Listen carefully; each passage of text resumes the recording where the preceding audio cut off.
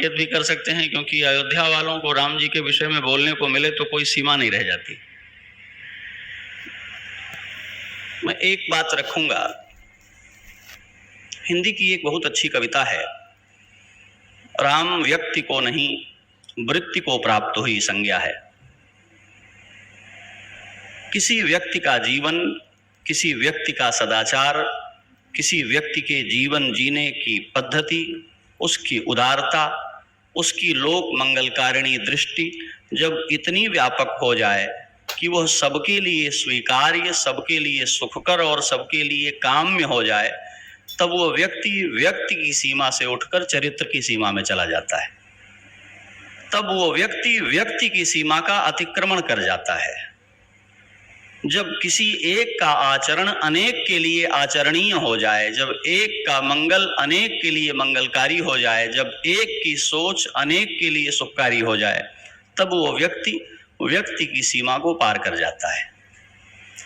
हिंदी की साधारण सी पंक्ति में ये बात कह दी गई कि राम व्यक्ति को नहीं वृत्ति को प्राप्त हुई संज्ञा है। वो एक चरित्र का नाम है। इससे यह नहीं साबित होता कि राम एक व्यक्ति के रूप में हमारे बीच उपस्थित नहीं है। इससे यह साबित होता है कि व्यक्ति की जो जड़ताएं हैं, व्यक्ति की जो तुच्छ सीमाएं हैं, राम ने उनको पार कर दिया है। और एक पंक्ति में इसको हम देखेंगे, चूंकि लोकतंत्र के संदर्भ में रामत्व को परिभाषित करना है और लोकतंत्र समाज संचालन की जो हमारे यहाँ इकाइयाँ और व्यवस्थाएं हैं उनके लिए पहचाना जाने वाला शब्द है, तो राजा राम के रूप में श्रीमद् वाल्मीकि महर्षि जो राम का परिचय देते हैं, मैं एक श्लोक आपके सामने रखता हूँ। जब वे कहते हैं कि श्री राम जब राजा बने, ये ध्यान रखना है उस समय लोकतंत्र नहीं है, राजतंत्र है। श्री राम के राजा बनने पर रामो रामो राम इति प्रजानाम अभवन कथा, संपूर्ण प्रजा जिसे आप लोग कहते हैं वो केवल एक ही शब्द दोहराती थी, राम राम और राम। रामो रामो राम इति प्रजानाम अभवन कथा, राम भूतम जगदभूत रामे राज्यम प्रशासति। जिस समय राम राजा बने उस समय संपूर्ण प्रजा केवल राम का नाम लेती थी, केवल राम की चर्चा करती थी, केवल राम का उल्लेख करती थी। ऐसा प्रतीत होता था मानो सारा जगत राममय हो गया है।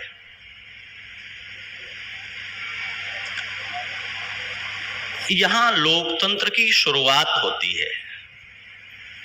हम जब लोकतंत्र की बातें करते हैं तो एक ऐसी सामाजिक संरचना के बारे में सोचते हैं जहां कोई राजशाही नहीं है, जहां कोई पितृसत्तात्मक विरासत में मिला हुआ साम्राज्य नहीं है,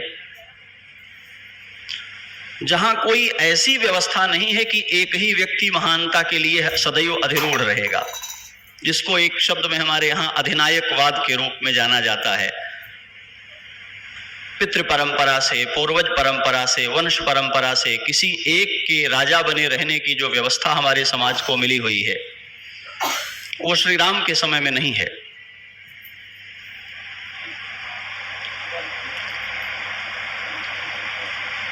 उसे हटा दें किसी चीज से उठा करके।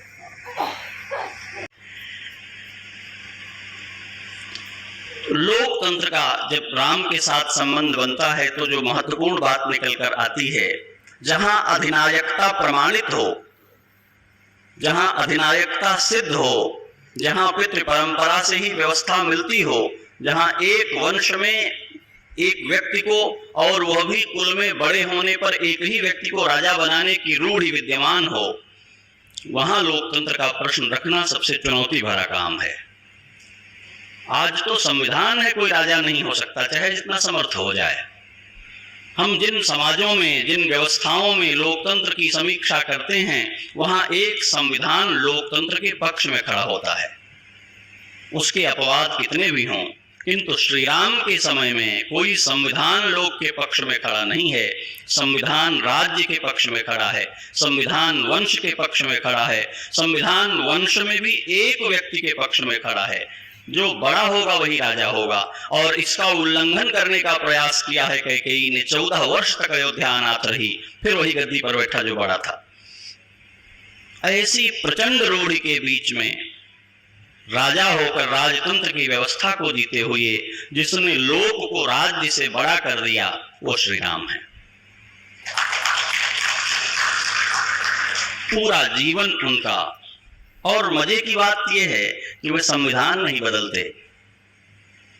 मजे की बात यह है कि वे मंत्रिमंडल नहीं बदलते। क्या आश्चर्य है कि श्री राम अपने नए मंत्री नियुक्त नहीं करते। जो पिताजी के मंत्री हैं वो राम जी के भी मंत्री हैं। मंत्रिमंडल बदलने से काम नहीं होता, मन बदलने से काम होता है। राम ने ये किया। क्या करना चाहिए, नीति कहां जाएगी, राजा बदलेगा तो पुराने मंत्री रहेंगे, तो कहा हाँ अगर आवश्यकता पड़े जन जन के भीतर पहुंचने की तो श्री राम ने जो सबसे बड़ी क्रांति की वो मंत्रिमंडल के सहारे नहीं की, वो मित्र के सहारे की। अपने सहपाठी को, अपने मित्र को गुप्तचर बना करके रखा और उससे वो बात पता लगा ली समाज की जो सामने नहीं आ सकती थी। मैं कथाओं में प्रवेश करूं उसके पहले कुछ मोटी मोटी बातें जिससे चीजें स्पष्ट हो जाएं। एक बात राम की, उनका मर्यादा पुरुषोत्तमत्व है कि जब वो राजा बनते हैं तो सारा का सारा जगत राममय हो जाता है। सबके दुख के निवारक राम हैं, सबके सुख के साधन राम हैं, सबकी कामना में राम हैं, सबकी प्रतीक्षा में, उनकी वांछा में राम हैं। श्रीमद् वाल्मीकि रामायण में जब दशरथ जी महाराज प्रस्ताव रखते हैं कि मेरी अवस्था हो गई है, मैं चाहता हूं कि मैं उत्तराधिकारी नियुक्त करूं, तो सारा मंत्रिमंडल उस पर बहस की आवश्यकता ही नहीं होती, उस पर चर्चा करानी ही नहीं पड़ती। ध्वनिमत से पहले ही प्रस्ताव पर पारित कर देता है। इच्छामो हि महाबाहुम रघुवीरम महाबलम गजेन महतायांतम रामम छत्रावृताननम। महाराज हम तो प्रतीक्षा कर रहे हैं कब वो समय आएगा जब दिव्य छत्र और चवन धारण करके हाथी पर बैठ करके राजा राम हमारे सामने से गुजरेंगे और हम उनके लिए मंगल कामना करेंगे, उनकी जय जयकार करेंगे। दशरथ जी महाराज चकित हो गए हैं, क्या मेरे राजा होने में और उसका कर्तव्य निभाने में कोई त्रुटि रह गई है? इतने उत्साह से आप राजा बदल देना चाहते हैं? क्या मैंने प्रजा के रंजन में, प्रजा की सेवा में कोई चूक की है? मंत्रिमंडल हाथ जोड़ता है, महाराज आप जैसा तो कोई नहीं हो सकता, पिता पुत्रों का पालन वैसा नहीं कर सकता जैसा आपने किया है, पर हम क्या करें, श्री राम ने अपने गुणों से हमको जीत लिया है। श्री राम ने अपने गुणों से हमको वशीभूत कर लिया है। अयोध्या का हर युवक श्री राम को अपने भाई की तरह, अयोध्या का हर पिता श्री राम को अपने पुत्र की तरह, अयोध्या की हर मां श्री राम को अपने पुत्र की तरह चाहती है। एक भी व्यक्ति ऐसा नहीं है अयोध्या में जो ये कह दे कि श्री राम के व्यवहार से हमें भी कभी कोई दुख हुआ है। लोकतंत्र का प्रारंभ सत्ता से नहीं होता, लोकतंत्र का प्रारंभ व्यक्ति के चरित्र से होता है। ये दुर्भाग्य है हमारे समाज में लोकतंत्र की अवधारणा राज्यतंत्र के बरक्स आई, उसके सापेक्ष आई, इसलिए हम लोकतंत्र की परिभाषा राज्य सत्ता की व्यवस्था के लिए करने लग गए। मैं ये बात बार बार दोहराता हूं, श्री राम राज्य राजा के चरित्र में निहित नहीं है, प्रजा के चरित्र में निहित है। रामचरितमानस को यदि हम आधार बनाएंगे तो आपको आनंद आएगा। पूरे राम राज्य का वर्णन करते हुए गोस्वामी जी प्रजा का ही चरित्र तो लिख रहे हैं, राजा का चरित्र नहीं लिखा है उन्होंने। प्रजा कैसी है, क्यों यथा राजा तथा प्रजा। राजा के गुणों का बखान करके राजा का चरित्र प्रकट नहीं होता, प्रजा के गुणों का बखान करके राजा का चरित्र प्रकट होता है। इसलिए गोस्वामी तुलसीदास इस युक्ति का आश्रय लेते हैं और राम राज्य की प्रशंसा करने के लिए अयोध्या के लोगों का चरित्र बताते हैं। मयूर न करकाहु सन कोई, राम प्रसाद विषमता कोई इत्यादि। तो राम का मर्यादा पुरुषोत्तमत्व ये है कि उन्होंने मनुष्यता के संकुचन को अपनी योग्यता से, अपने त्याग से, अपने बलिदान से विस्फीत कर दिया है, बड़ा कर दिया है। उन्होंने मनुष्यता को बड़ा कर दिया है और मनुष्यता को महान, मनुष्यता राम के द्वारा दोबारा परिभाषित हुई है। मैं उसके विस्तार में जाऊंगा तो देर लगेगी, इसलिए केवल मर्यादा पुरुषोत्तम श्री राम जब हम कह रहे हैं, मर्यादा का अर्थ होता है मोटे तौर पर सीमा। संस्कृत में बॉर्डर को ही मर्यादा कहते हैं। मनुष्यता की कुछ अपनी दुर्बलताएं हैं, अच्छाइयों की सारी चाहतों के बावजूद मनुष्यता उन दुर्बलताओं को जीत नहीं पाती। श्री राम जब मनुष्यता में अवतरित होते हैं तो उन सीमाओं को बड़ा कर देते हैं, मनुष्यता को गौरव प्रदान कर देते हैं। इसलिए मैंने ये पंक्ति कही, राम व्यक्ति को नहीं मृत्यु को प्राप्त हुई संज्ञा है। अब इस बात को हम थोड़ा, अब लोकतंत्र क्या है, लोक किसे कहते हैं? हम लोग जिसको लोग बोलते हैं ना हिंदी में, उर्दू के प्रभाव से, ये लोक शब्द वस्तुतः लोक है संस्कृत का। और हमारे सामने आचार्य रामकृष्ण जी बैठे हैं, मैथिली में लोग नहीं कहते, लोक ही कहते हैं, लोकन ही कहते हैं। कबीरदास जी, लोका जान न भूलो भाई,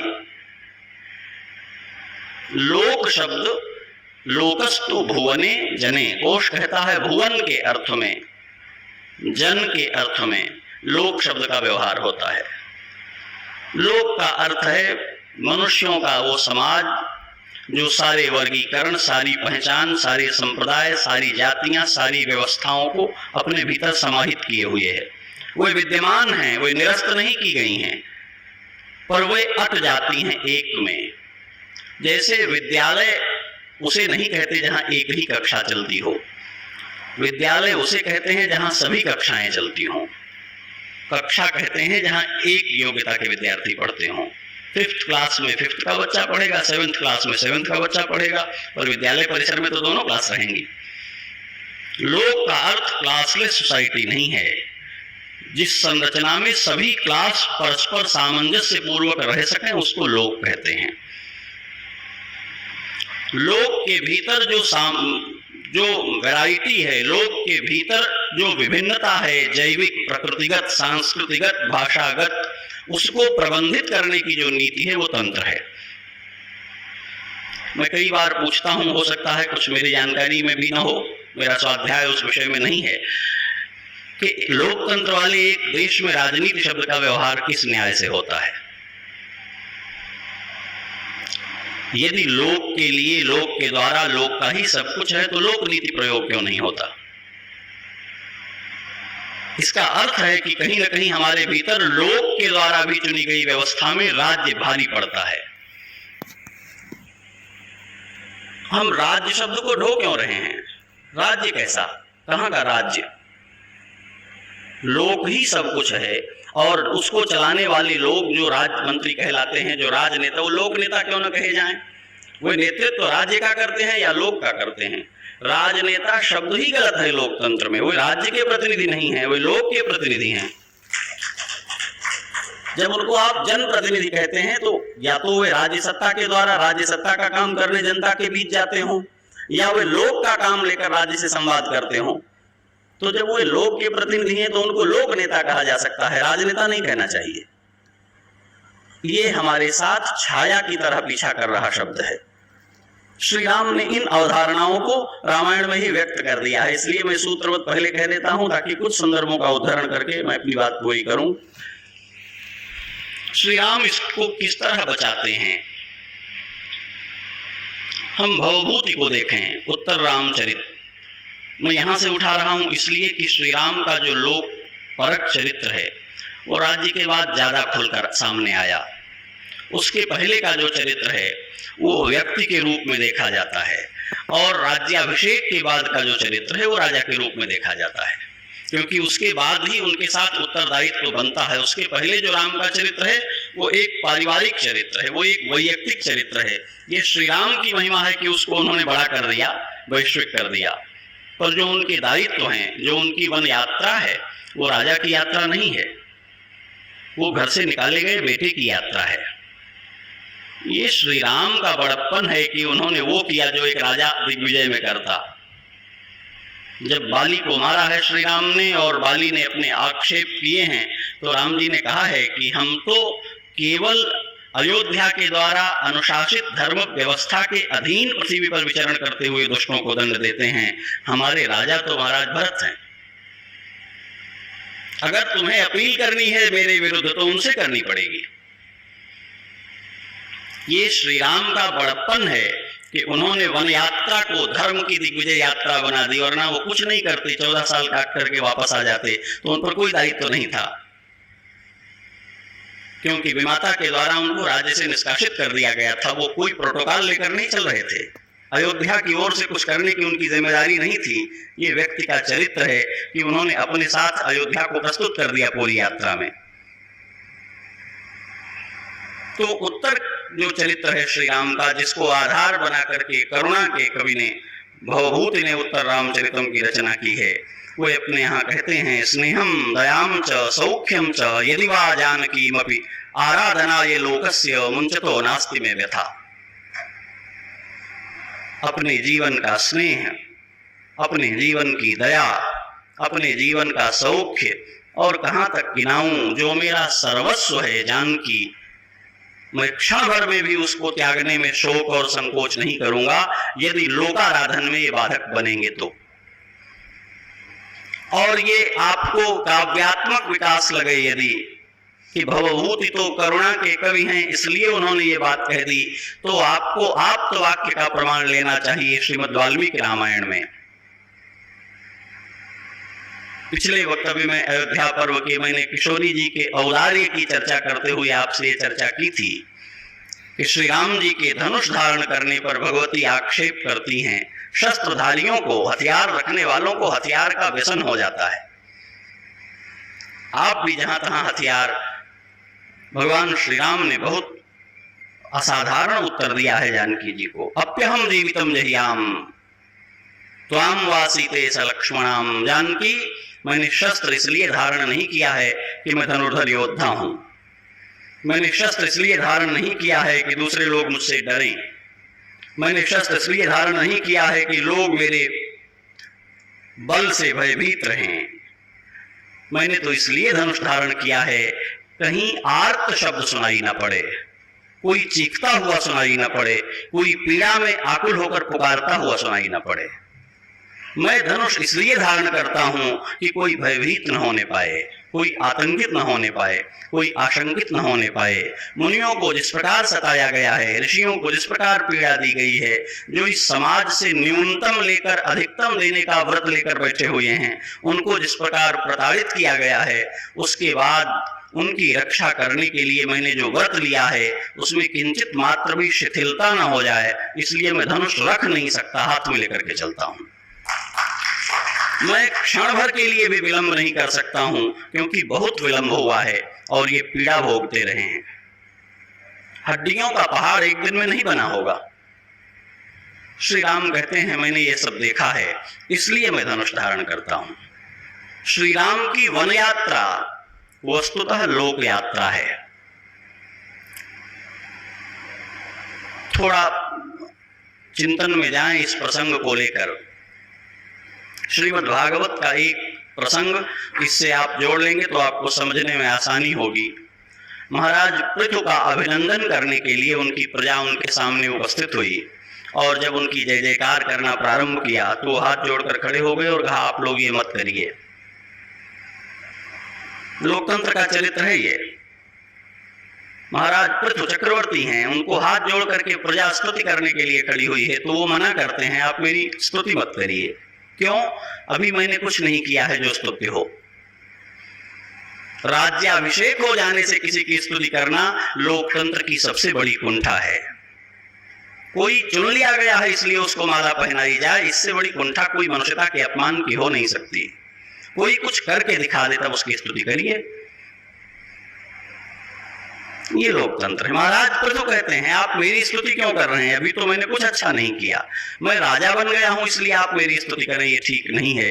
ये एक राजा का चरित्र है। गद्दी पर बैठे हुए व्यक्ति को देखकर सैल्यूट करने की जो प्रवृत्ति है, ये लोकतंत्र के विरुद्ध है।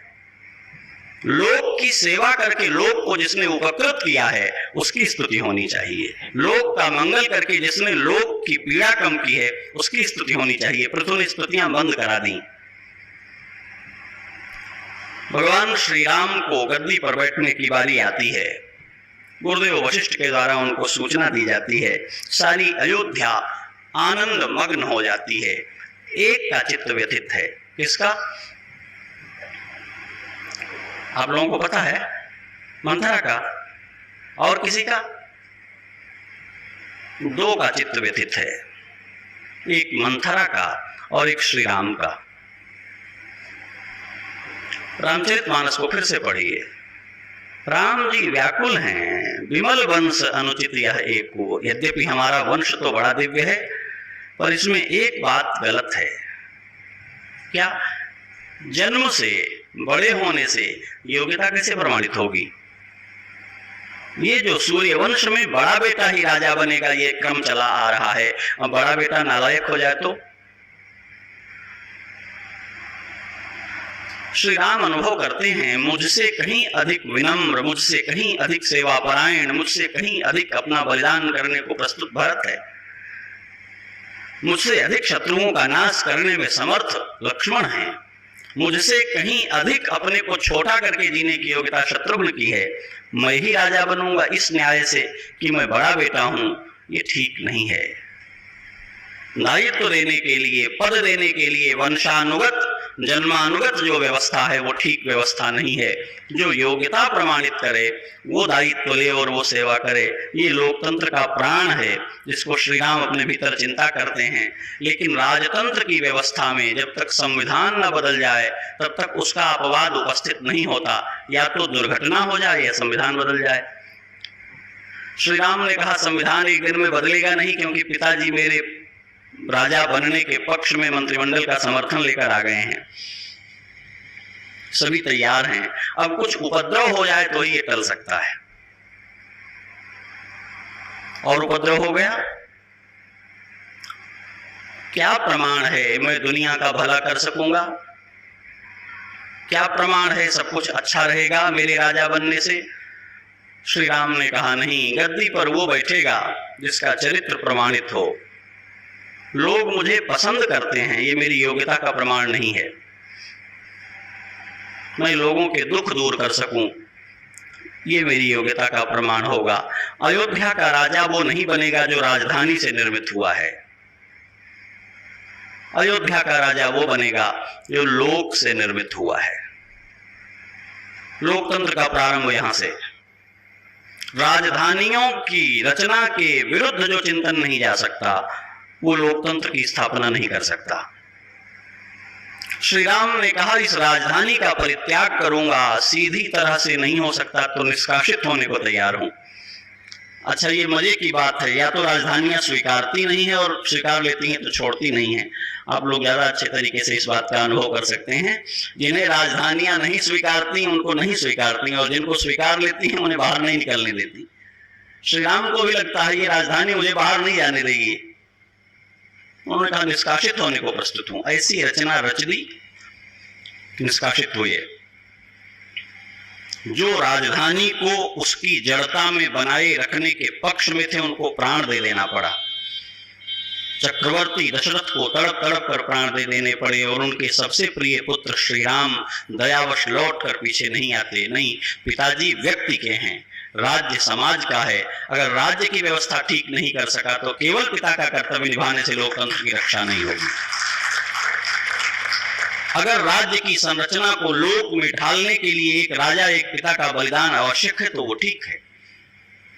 श्री राम नहीं जानते क्या कि पिताजी मेरे बिना जीवित नहीं रहेंगे, फिर भी बन जाने की व्यवस्था को स्वीकार करते हैं। क्यों? कि लोक की रक्षा में राजाओं की बलिदान की कहानी नई नहीं है।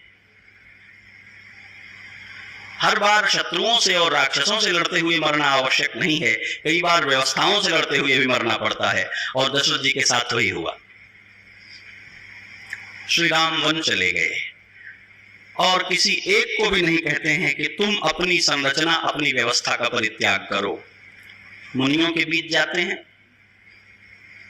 मुनियों के बीच जाने पर श्री राम को लगा कि हमारी व्यवस्था कुछ अच्छी नहीं है। श्री राम को देखने के लिए महात्मा दौड़ दौड़ कर आते हैं। राजा का बेटा साधु होकर आया है, चक्रवर्ती सम्राट का बेटा साधु होकर आया है। हमारे यहाँ कुछ दिनों से परंपरा बन गई है कि जो घर के लतमरुआ होंगे वो साधु हो जाएंगे, योगी व्यक्ति साधु नहीं बनेगा। तो जब योगी व्यक्ति साधु बनता है तो लोग बहुत चौंक कर दौड़ते हैं उसकी ओर। नौकरी छोड़कर साधु बने हैं, पढ़ाई लिखाई करके साधु बने। राम जी राजा के बेटे, चक्रवर्ती राजा के बेटे हैं, जंगल आ गए हैं तो सब चले हैं। चित्रकूट रघुनंदन छाए, मैं कोई कल्पित बात नहीं कह रहा हूँ, समाचार सुने सुने सब मुनि वहां आए। राम जी ने देखा कि यहाँ हमारा रहना ठीक नहीं है, क्यों ठीक नहीं? बोले हम पत्नी को साथ ले आए हैं, धनुष लेकर चलते हैं, छोटा भाई सेवा में रहता है, ये बेचारे दिनस्याष्टमे भागे शाकम पचति यो गृहे, दिन भर तपस्या भजन करते हैं, किसी ने महीनों से अन्न नहीं खाया है, किसी ने हफ्तों से जल नहीं पिया है, किसी ने वर्षों से वस्त्र नहीं धारण किए हैं। देख दुख मुनियों के मन का, वन के सुख भी त्यागे। बहुत प्यारी कविता हिंदी में है। मिला जिन्हें, जिनका नाम लिए दुख भागे, मिला उन्हें भी दुख ही दुख, जीवन भर आगे आगे।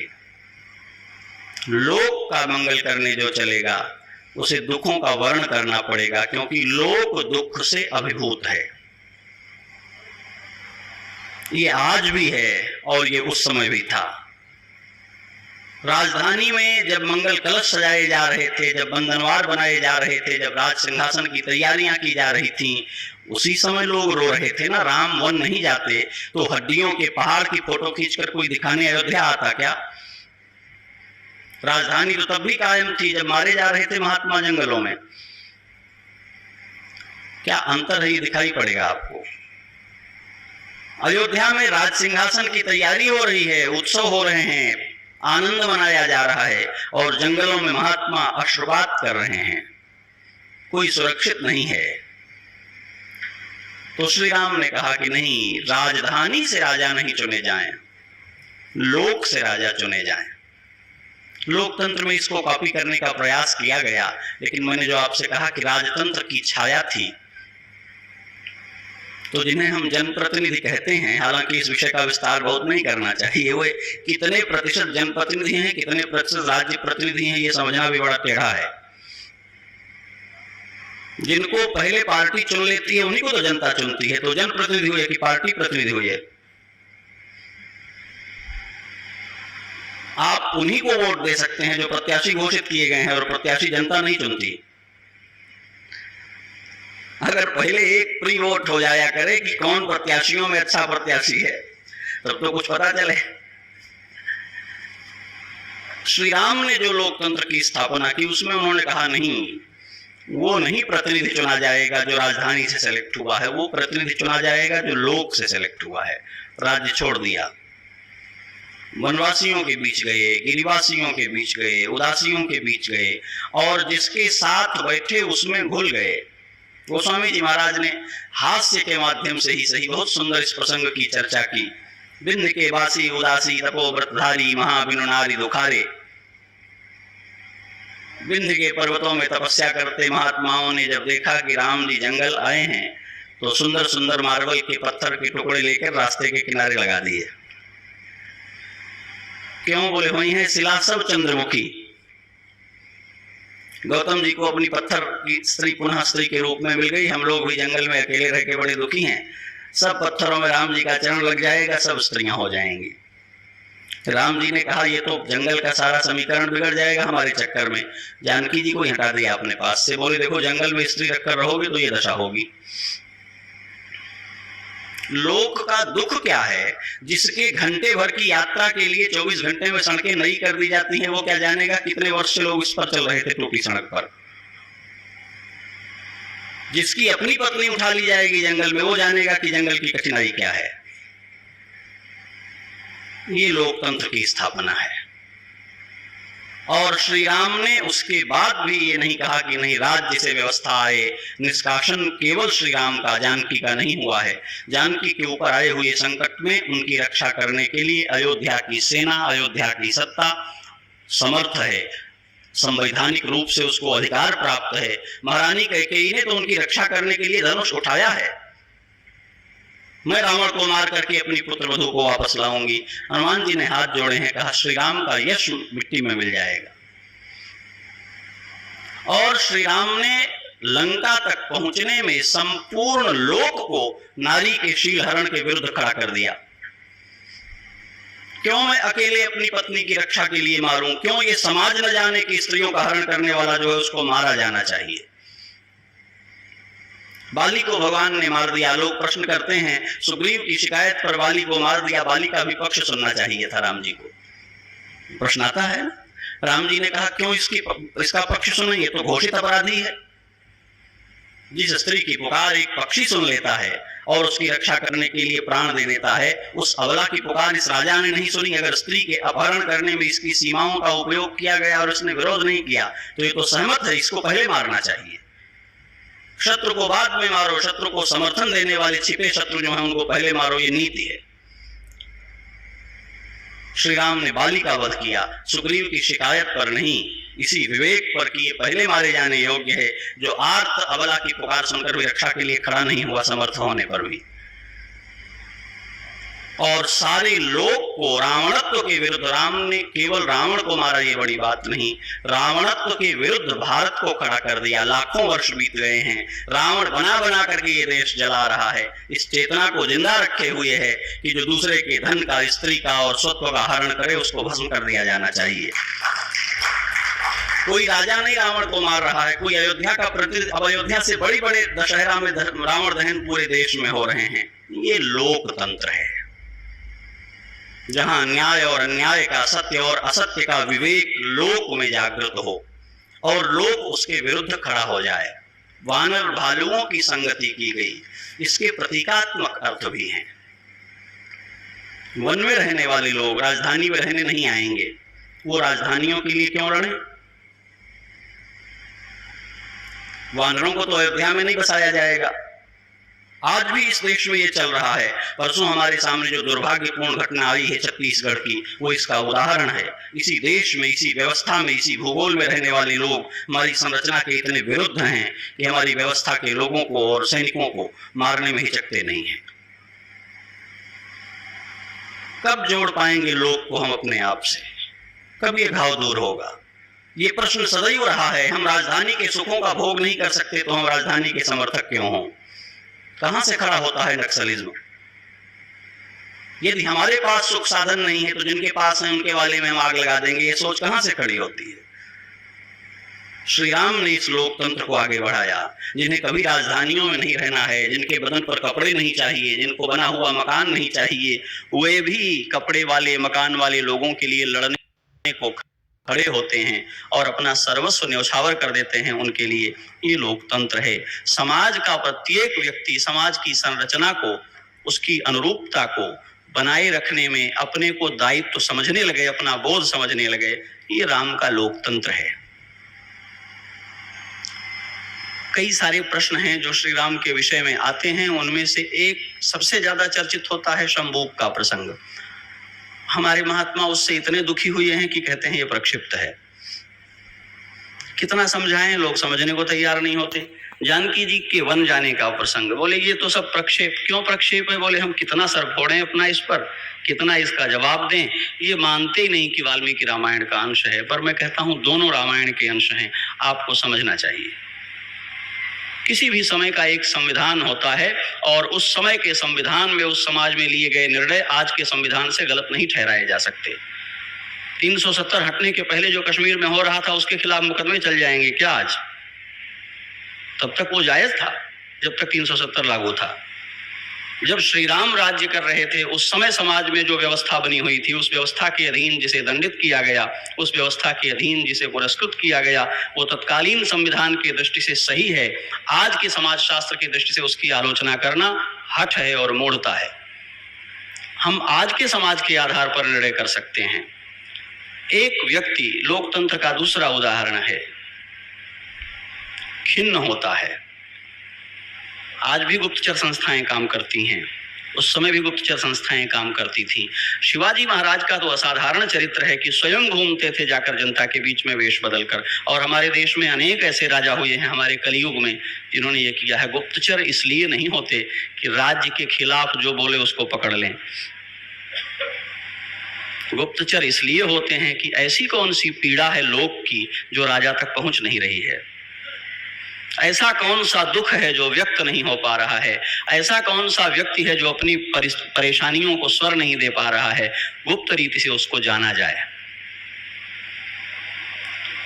आज पता नहीं क्या होता है, पर श्री राम के समय में जो हुआ था उसका उदाहरण हमारे सामने है।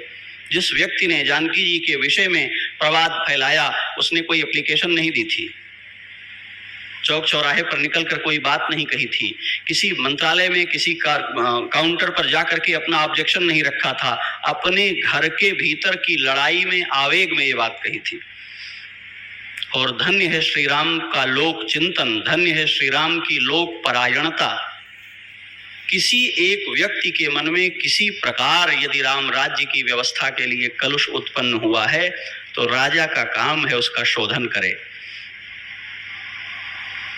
अब ये निर्भर करता है कि वो शोधन किस प्रकार हो सकता है डिबेट से हो जाए, हो सकता है संवाद करने से हो जाए, हो सकता है समझाने से हो जाए, और हो सकता है कोई उपाय ना हो, केवल बलिदान करने से होता हो। और वो श्री राम ने कर दिया। कौन सा समाज ऐसा होगा जो प्रति व्यक्ति की जिम्मेदारी लेगा? हम तो बहुमत की व्यवस्था में जीने वाले लोग हैं, परसेंटेज हमारा ज्यादा हो जाए तो हम सही हैं, चाहे गलत हो चाहे सही हो हम सही हैं। श्री राम परसेंटेज के अकॉर्डिंग नहीं निर्धारण करते हैं, प्रति व्यक्ति जिम्मेदारी हम लेते हैं। एक भी व्यक्ति असंतुष्ट है तो जब तक उसके असंतोष का निवारण नहीं हो जाएगा, और यदि उसको मेरे जीवन के सुख से ही असंतोष है तो मैं इसी का परित्याग कर दूंगा। उसको न श्री राम से चिढ़ है, न उसको जानकी से चिढ़ है, जो आरोप लगा रहा है उसको बाहर से लौटने के बाद फिर से श्री राम का दाम्पत्य अच्छा हो गया है, मेरा दाम्पत्य अच्छा नहीं है, इससे चिढ़ है। श्री राम ने अपने दाम्पत्य का बलिदान कर दिया। कौन ऐसा पैदा हुआ है धरती पर जो जानकी के चरित्र पर लांछन लगा सके? कौन ऐसा हुआ है जो श्री राम के आचरण पर प्रश्न चिन्ह खड़ा कर सके? श्री राम ने कहा नहीं, यदि राजा के सुख से ही इसको दुख है तो मैं अपना सुख ही परित्याग करता हूं। पहले कह दिया, स्नेहम दयाम च सौख्यम च यदि वा जानकी, मैं सब कुछ त्याग सकता हूं। क्यों?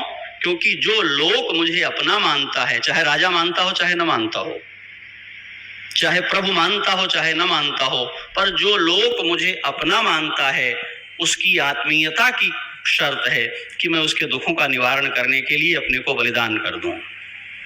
ये लोकतंत्र है जहां लोक में खड़ा प्रत्येक व्यक्ति अपनी सीमा में जो भी दुख हैं उनका निवारण करने के लिए खड़ा हो। जब हम लोकतंत्र की बात करते हुए सत्ता की ओर देखते हैं तो चूक जाते हैं। लोकतंत्र की बात करते हुए हमको लोक की ओर देखना होगा, प्रति व्यक्ति की ओर देखना होगा, एक ऐसी व्यवस्था की ओर देखना होगा जहां सब सबके हितैषी हों और सभी एक दूसरे के दुख का निवारण करने के लिए अपने को प्रस्तुत करते हों। ये कतई आवश्यक नहीं है कि लोकतंत्र में एक संस्था और संगठन सबके दुखों को दूर करने के लिए शपथ ले। लोकतंत्र में लोक के चरित्र को शुद्ध होना, विकसित होना होगा, जिसके लिए श्री राम यात्रा करते हैं, अपने को उत्सर्जित करते हैं और पूरी जीव जाति को अपने साथ खड़ा करते हैं। उसमें केवल मनुष्य नहीं है, वानर भालू सब हैं। मर्यादा पुरुषोत्तम श्री राम के लोकतंत्र का अर्थ है लोक में उपस्थित प्रत्येक व्यक्ति, चाहे वो प्रतिनिधि हो चाहे वो आम हो, सब एक दूसरे के सुख का साधन करने में अपने को लगावें और सब एक दूसरे के दुख का निवारण करने के लिए अपने को बलिदान करने के लिए प्रस्तुत हों। मैं समझता हूं कि राजतंत्र की छाया से मुक्त स्वस्थ लोकतंत्र श्री राम के चरित्र से दिखाई पड़ेगा और लोगों के जीवन में और समझ में आएगा। इस बात की